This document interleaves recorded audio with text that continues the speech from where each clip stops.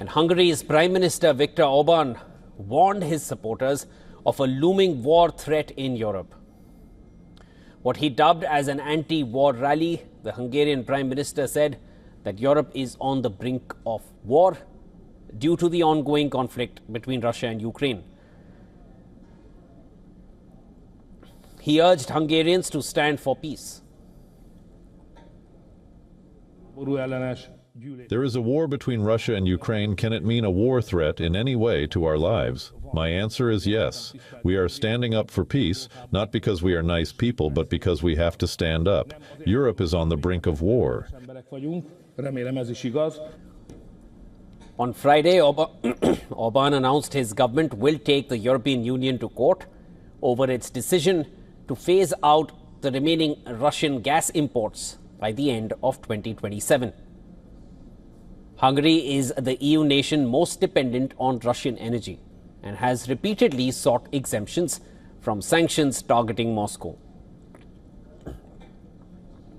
He also claimed that a US sanction waiver granted during his recent meeting with President Trump would remain in effect as long as Trump is president of the US. American officials, however, say that the exemption lasts only 1 year. Hungary's relationship with the EU has only grown strained after it refused to send military aid to Ukraine and even opposed Kiev's bid for EU membership. Just last month, Orbán accused the EU of wanting war and even intending to divide Ukraine.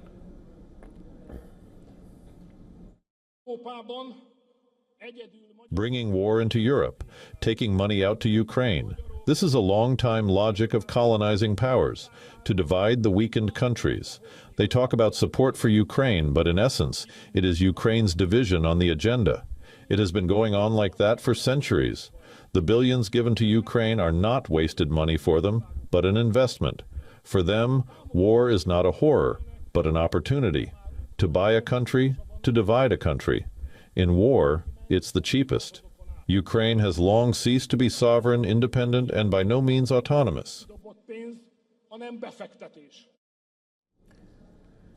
Orbán was pinning his peace hopes on a summit between Trump and Vladimir Putin in Budapest. But Trump cancelled that meeting last month, citing a lack of diplomatic progress, and then even announced new sanctions on Russian oil companies. Hungary's foreign minister, Peter Kártó, accused European leaders of trying to block the summit, saying that European politicians are not interested in a summit that could secure a peace agreement in Ukraine.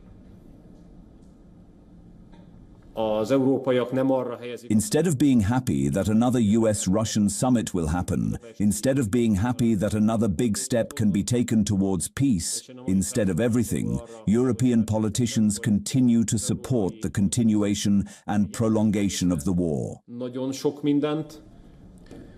But EU officials maintain that Russia must show genuine political will for peace, starting with a full and unconditional ceasefire before any negotiations can move forward.